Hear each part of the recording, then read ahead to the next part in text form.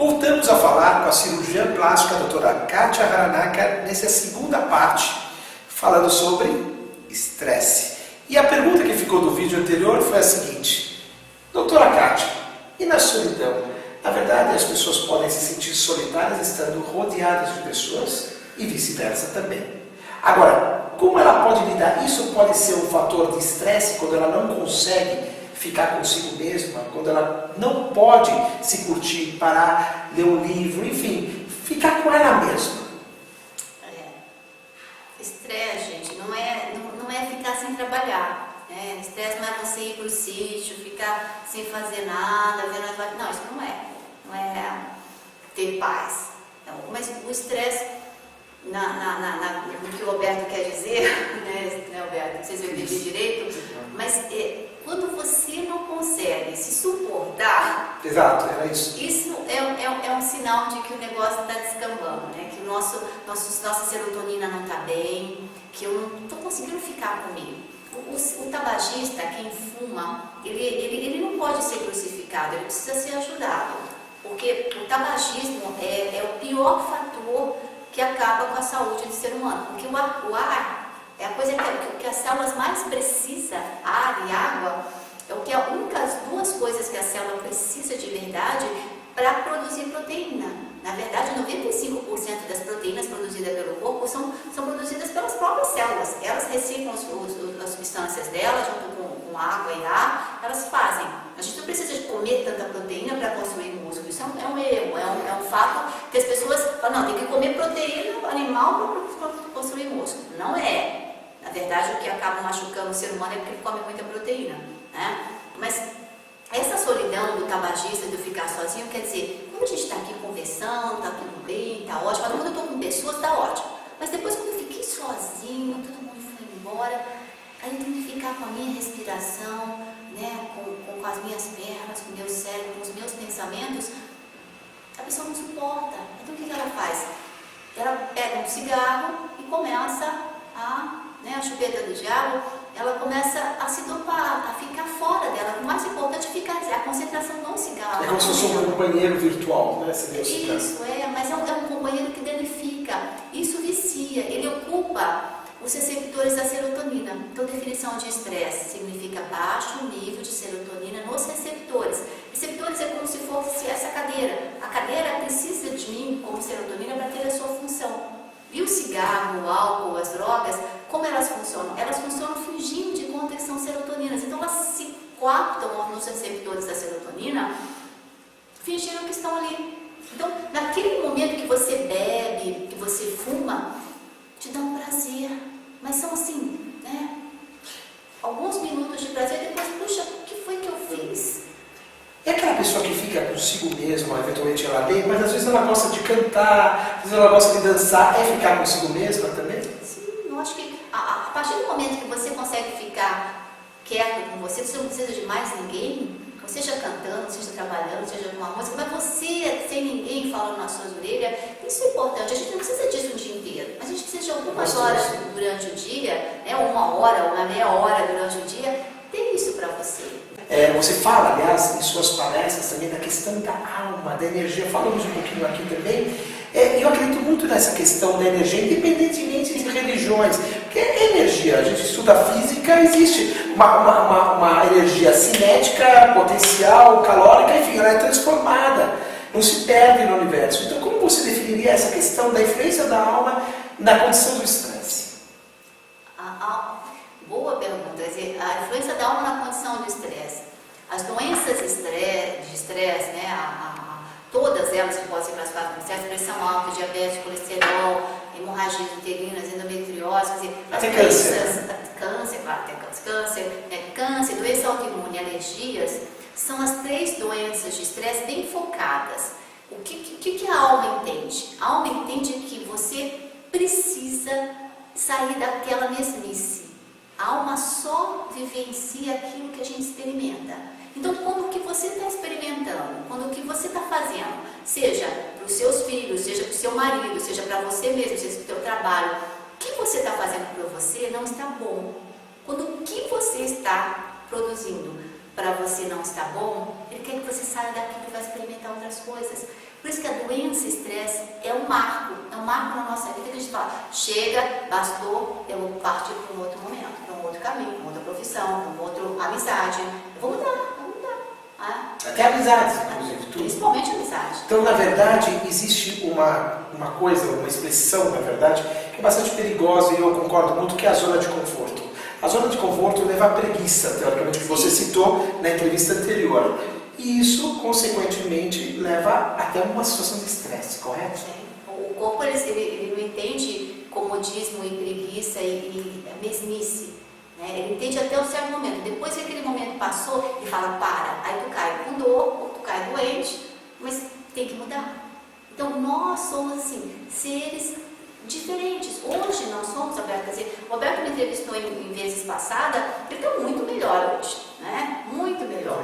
Então, hoje nós estamos...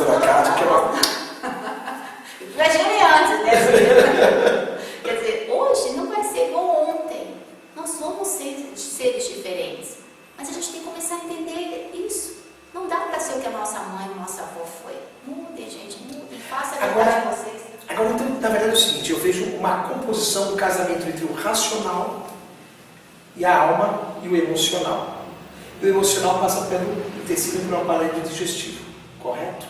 Na verdade, a gente pensa pelo cérebro, a gente sente pelo intestino e a nossa alma se encontra aqui. No mediastino. No mediastino, perto do coração. Então, sem dúvida, é um eixo cérebro-intestino onde aqui sente. E a gente só afeta o intestino pelo que a gente, sem querer, coloca alguma coisa na boca. Eu falo que às vezes não é que nós somos maus, mas é que a gente não presta atenção no que a gente está colocando na boca. Então, se você está colocando na boca água, presta atenção, né? Na verdura, na fruta, se é comida, se não é. Para de aceitar comer qualquer coisa. De vez em quando, na correria do dia a dia, que a gente tem que chegar em casa, puxa, cheguei em casa cansada, né? Trabalhando tal, isso e aquilo. Aí você começa a comer, se for naquele ritmo do trabalho, você começa a comer igual animal. O que é um animal, né? Um animal é um cachorro que você dá um pedaço de picanha de papel e já foi. E comer com nobreza significa comer com consciência, com inteligência. Peraí, Kátia, eu sei que eu comer esse pedaço de carne, eu vou ter que mastigar essa carne, então já corto em pedaços pequenos, então eu coloco um pedacinho na boca, largo o talher. Por quê? Porque eu vou mastigar aquela picanha, aquele pedaço de carne vai passar pelo meu esôfago, compactuar, virar massinha.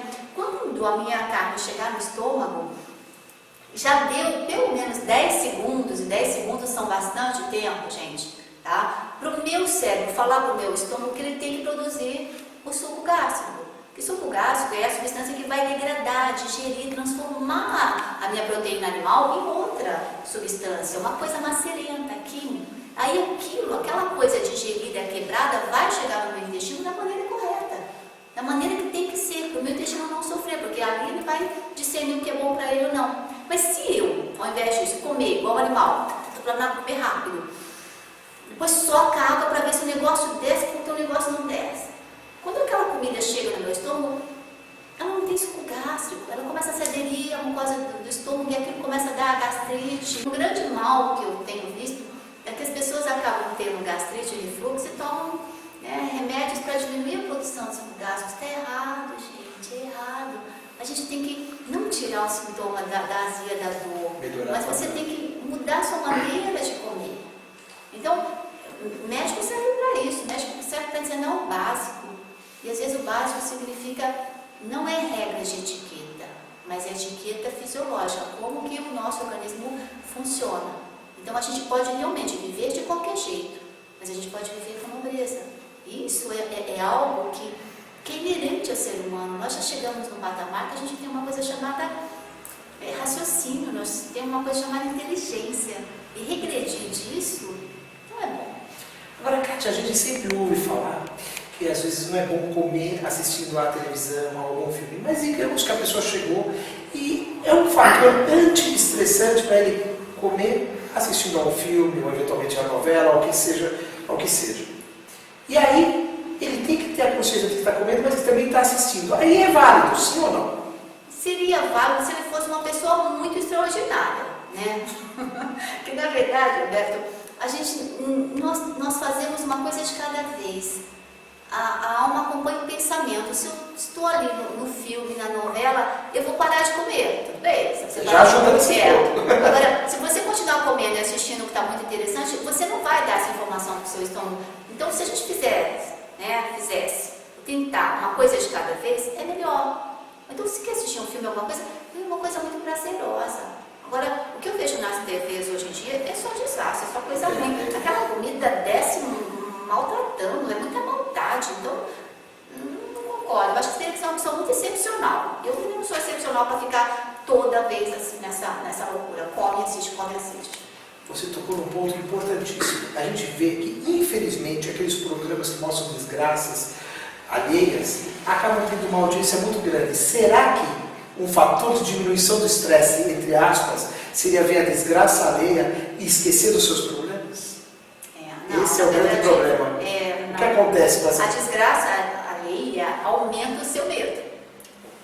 Então, ver a desgraça significa mais medo, mais medo, mais medo. Gente, isso não é bom. Não vai fazer bem. Não, isso é mídia, né? Eu acho que uma boa música, um bom DVD de música, ou mesmo que não seja um bom DVD de música, mas seja música, já é muito melhor do que os programas que dão audiência. Nós damos audiência aqui. Então, eu não tenho nem TV a cabo, né? Eu não sou uma boa pessoa para falar, mas eu acho que tudo tem seus momentos, mas falar mais do bem é melhor. E o mal está fazendo muito alarme, muito. Infelizmente, já falta baixa qualidade, inclusive. Vou tocar em 2 pontos também que podem influenciar o estresse, que é o sono, a qualidade do sono e a atividade física. Eu gostaria, doutora Cátia, que você falasse um pouquinho a respeito desses 2 pontos. E a atividade física é algo que o ser humano, se nasceu com 2 pernas, é para fazer, né? Nós temos que fazer, porque aumenta a oxigenação nas células, dá oxigênio para as suas células. Então, deixar de ser sedentário, se eu tenho 7 dias da semana, 2 no mínimo, um muscular e um aeróbico. Me sobra, eu trabalho de segunda a sábado, me sobra sábado à tarde, sábado à noite, domingo de manhã e domingo à tarde. Eu tenho que fazer 2 musculares e 2 aeróbicos, eu faço nesse período. Ah, mas é ruim fazer 2 dias seguidos. Não, é o que eu consigo, é o que dá e funciona. E atividade, né? Se eu preciso 2 vezes por semana, funciona. Já percebi por mim e por muitos pacientes. Então, sedentarismo não tem um porquê. Né? Vencer a preguiça, achei que cansa menos do que pensar. E vai lá que provoca transformação no seu corpo, você fica feliz com você. Nossa, é muito bom. Doutora Cátia, uma pequena parte. Tem gente que às vezes não gosta de correr, de andar ou tal. Então vai dançar, vai fazer outra coisa, vai se movimentar, se mexer. Vai fazer um Move yourself, né? Vai fazer equitação, andar a cavalo, alguma coisa. Sapatear. Ficar reclamando porque não tem, isso é maldade, vai perder as pernas, já avisei. Né? E outras, a questão da qualidade do sono. Ciclo dia e noite. A maior causa, gente, de blackout, de problemas de sair de cena que as pessoas estão tendo hoje em dia, é porque está tendo muita baladinha. Se as pessoas, não é só baladinha, mas nós paramos de respeitar o ciclo dia e noite. O corpo funciona assim. Ele sabe que às 6 horas da manhã ele libera serotonina em grandíssima quantidade. Serotonina faz acordar, bom dia a dia, que tudo de bom. Então faz todo mundo funcionar. Bacana, legal. Às 15 horas ele começa a declinar. Às 18 ele se transforma em melatonina. Então, melatonina é a serotonina do dia. Ela perde um radical e se transforma em melatonina. Melatonina é antioxidante, é faxineiro, limpa. Por isso que às 18 horas a gente sente assim um down, fica meio melancólico. Se tiver com gripe fica pior, porque é a transição da serotonina para a melatonina. Mas a melatonina vai preparando o campo para a gente dormir, para a gente se restabelecer, limpar as conexões todas do corpo, do cérebro, da retina, do intestino, para o dia seguinte. Então, se a gente faz isso acontecer, é perfeito. Agora, se a gente começa muito frequentemente a ficar com aquela luz do computador na frente dos olhos, depois das 20 horas, eu sempre dou uma dica não, eu ordeno isso meus pacientes. Fique no seu computador até as 20 horas. Depois das 20 horas, esqueça. Desliga, não precisa mais. iPad, nem smartphone, nada. Não, você tem que falar para o seu cérebro, para a sua luz, ele entende aquelas luzes do LED, que aquilo é dia. Então, ele para de produzir melatonina. Então a gente começa a ficar assim, não tem faxineiro para o cérebro, para a retina e para o intestino. Sem faxina no cérebro e no intestino, o cérebro começa a adoecer, né? Começa a entrar em curto-circuito. Tudo para você fica parecendo um gato. E a alça intestinal começa a crescer. As pessoas estão crescendo aqui, ó. Por quê? Porque em medicina todo órgão agredido responde aumentando de tamanho e se deformando. Nós estamos deformando o nosso corpo por atitudes erradas. Ah, mas eu quero ficar no Face, meu chefe manda. Não, chefe nenhum manda você ficar no computador depois das 20 horas. Você fica porque quer, que acha que é assim que as coisas funcionam. E olha, respeitando esse ciclo dia e noite, você vai ter uma vida melhor. Porque para aquelas pessoas que criam passarinho, né, esse é um grande exemplo, a maior causa de morte de pessoas que criam passarinho é estresse por não respeitar ciclo dia e noite. Então quem tem um bom passarinho, chega às 18 horas, eles colocam num quarto escuro, põe até uma manta, e ninguém pode chegar lá e acender a luz, porque se chegar a acender a luz, o passarinho vai começar a cantar, porque ele acha que é dia. Fazendo isso um dia, outro dia também, quer dizer, sem respeito a esse passarinho, ele vai morrer rápido. Ele morre por estresse metabólico, por falta de respeito ao ciclo dia e noite, ao cérebro dia e noite. Então tem que ser naturalmente. Quando anoitece, anoitece. Isso, Não forçar o anoitecer. E nós também. Nós temos que fazer. Então você tem 7 dias da semana, você precisa ser o mais correto possível. Agora, doutora Kátia, qual é o número de horas ideal para se dormir? E muitas vezes o estresse não permite um sono reparador. Então como fazer com que ele seja reparador na quantidade correta e respeitando o ciclo? Essa é a disciplina de novo, respeito, né?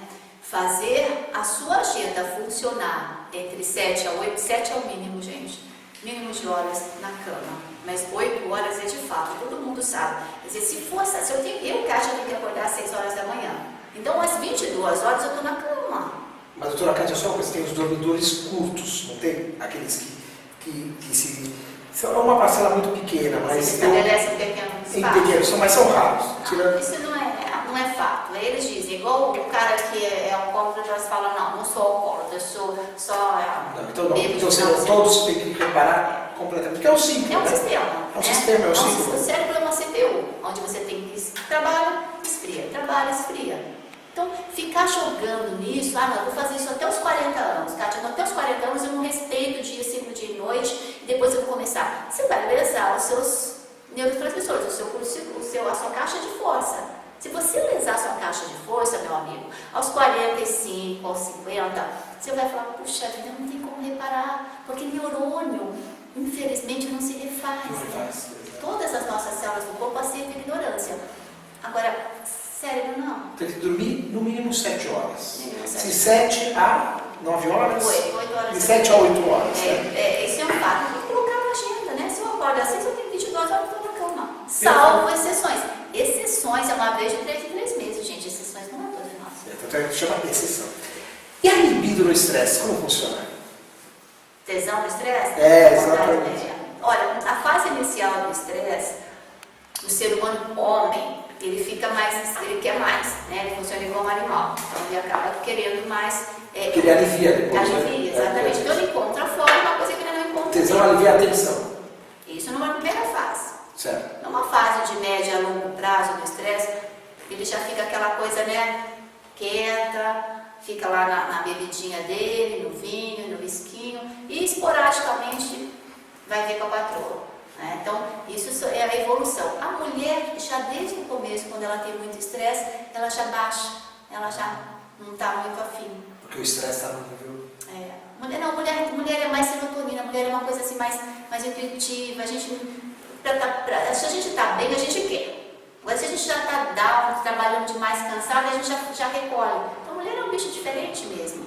Por isso que a mulher é homem, graças a Deus. Graças a Deus, são diferentes. Agora, doutora Kátia, para aumentar o nível de serotonina, como você bem colocou, tem a questão da alimentação, mas o que mais pode ajudar ao aumento da serotonina? Atividades físicas, o que pode fazer com que o nível de serotonina seja o ideal? Porque a gente sabe, se o estresse estiver equilibrado, as outras coisas vão se resolvendo. E os motivos originais do estresse acabam ou praticamente sumindo ou diminuindo consideravelmente. Olha, na verdade, gente, a teoria é muito linda, mas a prática e a verdade é o seguinte.